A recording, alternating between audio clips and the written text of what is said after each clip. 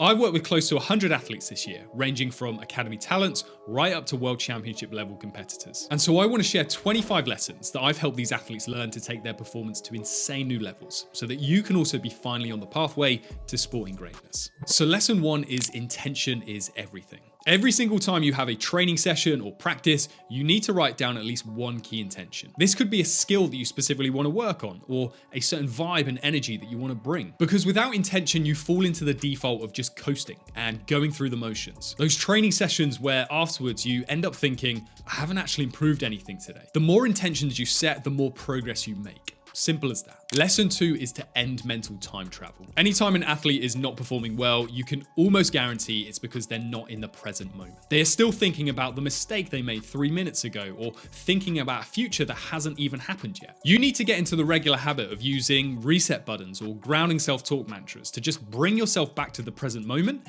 as soon as you catch yourself still giving attention to something in the past or in the future. And on the theme of time, this also ties into lesson 3. Set a timer to be sad. Look, losing in sport or playing like shit, that sucks. There's no denying that. And you have the right to be sad, which may also come across as anger, frustration, annoyance, shame, the list goes on. If those emotions are genuinely how you feel after a bad performance, then fair game. It's a sign that you care and have very high standards for yourself. But you can't wallow in those feelings for too long. You can't let that bad performance on a Saturday still be on your mind in practice on Wednesday. So allow yourself to be sad for a set amount of time, and it's for you to decide how long for. It may be an hour, 3, or even the rest of the day. By setting this time, you're giving yourself permission to feel those authentic emotions that are inside you. And all emotions come and go in waves unless you actively suppress them. So feel them to get them out of your system and then get back to it. Speaking of getting back to it, lesson 4 is show up early. The athlete who only gets to practice 5 minutes before it starts has no hope of making it. There are the occasional freaks of nature, super talented athletes who can just rock up and do the business. Assume you are not that athlete. You have to be putting in an insane amount of work that leaves your coach thinking, whoa, steady on. You want to be right on the cusp of pushing the limit, because if you aren't, then someone else in another team, another college, on the other side of the country, or even the other side of the world will be outworking you. And they will be the ones that take your spot when you want to advance to the next level. And this ties into lesson 5. You should worry about the competition. Elite sport is by far the most competitive field in the entire world. And you're deluded if you think that you can just worry about yourself and everything will work out. Elite sport really doesn't work like that. You want to be aware of who is better than you, why are they better than you, and what you can do to climb over them so that you win that spot in the team, the draft pick, or that contract ahead of them. But the key is to not just worry. It's about worrying and then immediately doing something about it to change the situation and get better than them. Lesson 6, admit you're not as good as you think you are. I'm all for athletes having confidence, even borderline arrogance, but it has to be backed up. Otherwise, that is just empty bravado. And weirdly, a truer sign of confidence is when athletes actually acknowledge that they still suck at certain things. They're comfortable in holding their hands up and saying, I'm not quite where I need to be and I need to work harder to get there. Every single athlete I've worked with who performs at the elite level constantly sees themselves as a work in progress and that they have so much more to learn and develop. And that's also why lesson 7 is invest in yourself. If you're fine with dropping $150 on a pair of sneakers, but despair at the thought of spending $150 on some form of coaching, athletic assessment, or a course that will improve your skills, then you've got no chance. That reveals that you don't actually back yourself. You're not willing to put your money where your mouth is. And it's rarely about whether you can afford it or not. I've worked with some young athletes who've chosen to invest the money that they earn on summer jobs or money that they've made reselling clothes or old tech devices into working with people like me or strength and conditioning coaches or nutritionists. These are athletes who don't have an endless pot of money, but they prioritize putting dollars into their development. It's a psychological decision more than it is a financial one. Lesson 8 is become a professional before you're a professional. So many young athletes think that they'll go pro just because they're in an academy or at a D1 college. But look, less than 1% of academy footballers in the UK make it pro, and only just over 1% of college basketball players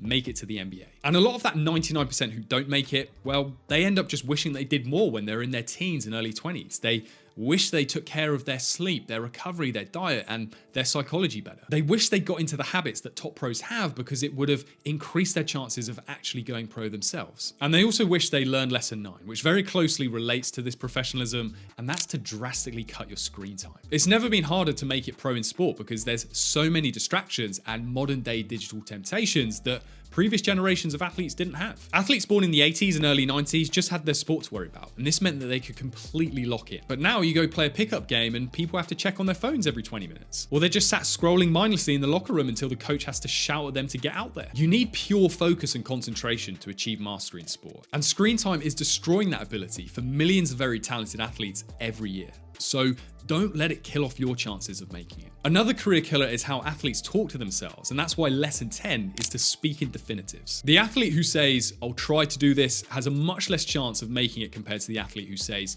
"I will do this." You have to grow comfortable with boldly asserting what you're going to achieve in sport, even if saying it out loud causes you to feel a little bit of resistance and hesitancy. The very best athletes I've worked with all speak with pure conviction, even if they go through a wobbly patch or a string of mediocre performances. They still keep in mind the need to demand themselves to do something rather than just try to do it. Lesson 11 is don't be defined by a performance. Whether you have the best or worst game of your life, do not let that get to your head. Form is often an illusion. When you're in good form, it's easy to get complacent and let things suddenly turn for the worse. And when you're in bad form, it's easy to think there's no way out and that things will never change for the better. Every performance is actually a clean slate though. Yes, you can carry some fitness or sharpness from previous performances, but all that matters is doing what you need to do in the here and now, irrespective of what happened last week. Lesson 12 is be at peace with all outcomes. Sometimes you'll make the game-winning shot in the last second. Other times you'll miss it, but you can only take that shot if you're fine with the possibility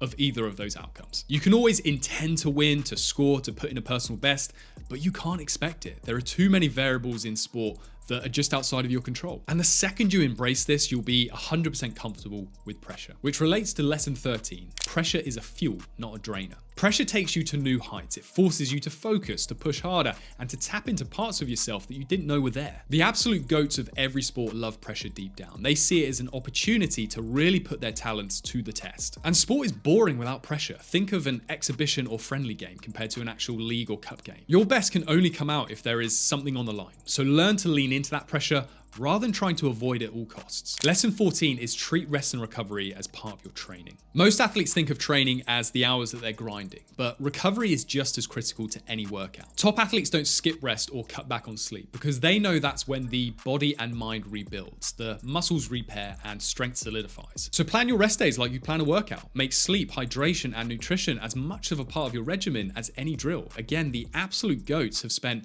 more time on rest and recovery than actual training. Lesson 15, become a politician. As you rise the ranks of sport, talent alone won't cut it. Politics and communication skills become crucial, whether negotiating contracts, engaging with coaches, or managing team dynamics. Your ability to influence these relationships will shape your career. So develop your soft skills, communicate effectively, and learn how to persuade. Your demeanor and your body language can massively impact your opportunities just as much as your performances on the field. I've seen it time and time again. Athletes who can advocate for themselves and connect well with others end up creating opportunities that other talented athletes just end up missing out on. Lesson 16, avoid shiny object syndrome. Look, it's super tempting to scroll endlessly for that one hack that promises to transform your game. You can waste hours searching for shortcuts, falling for quick fixes instead of sticking to the basics that truly work. And the truth is there's no single trick to success. Improvement comes from consistency and a focus on foundational skills, not from jumping from one trendy idea to the next.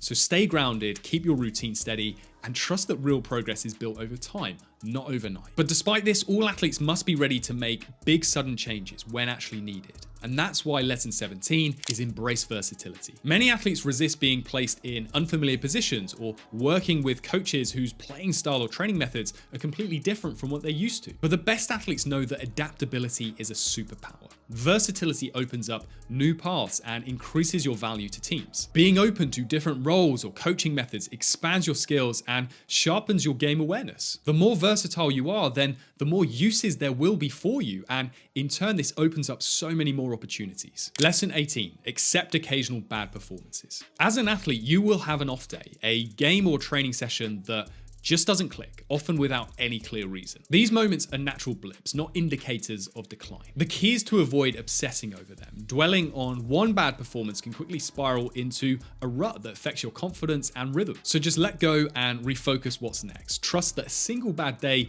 doesn't define your overall trajectory. But then you also have to be aware of lesson 19. The perfect performance doesn't exist. Many athletes chase perfection, believing there's an ideal game where everything clicks flawlessly. But the truth is, perfect performances are just an illusion. Even the very best performances that you've had will have involved some missed opportunities, some minor mistakes, and moments that could have been improved. Obsessing over perfection only leads to frustration and disappointment. Instead, focus on consistent progress and learning from each performance. Aim to be better each time, but know that imperfections are a natural part of the game and often where your best growth happens. Lesson 20. Learn to detach. In the hours before a big game or competition, it's tempting to obsess over your performance. But overthinking drains the mental and physical energy that you'll need when it matters most. The best athletes know how to mentally detach the night before and on the morning of competition. This doesn't mean ignoring the game completely, it's about protecting your focus. So do something unrelated to your sport to give your mind a break. And when it's time to step onto the field, you'll be more energized, refreshed,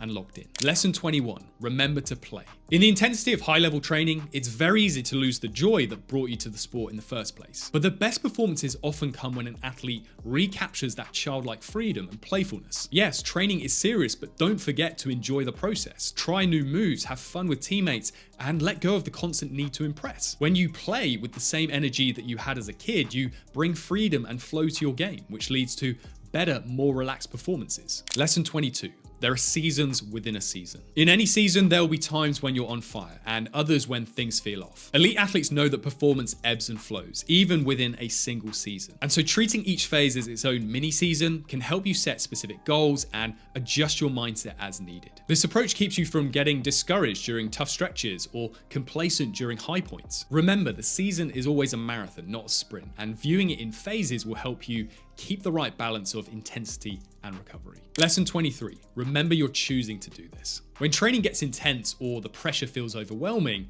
remind yourself that you chose this path. You're not forced to be an athlete. You're here because you want to be. Staying aware of your choice keeps you grounded and driven, especially when the sacrifices feel hard. Remembering your why can reignite that initial spark, making every moment of hard work much more meaningful. Lesson 24, control the controllables. In every game, every training session, there are things that you can control and things you can't. The weather, referees, opponents' skills, these are all outside of your hands, but you can always control your effort, your attitude, preparation, and your response to setbacks. By focusing what's within your control, you avoid unnecessary frustration and keep yourself in a powerful, focused state. It's a lesson that separates good athletes from the great ones. They know where to invest their energy for maximum impact. Lesson 25, understand it's a short career. Look, as an athlete, your window of opportunity is limited. The peak years of your athletic career can go by in a blink of an eye. This is why it's crucial to make the most of every moment, both on the field and off it. Even if you make it pro, you'll be incredibly lucky to get 10 years at that level. So embrace every training session, competition, and learning opportunity with urgency. Don't take any moment for granted because the chance to improve, compete, and showcase your talents won't last forever. Your body can only perform extraordinary feats for what's actually a very small percentage of your life. So make every second count and keep at it.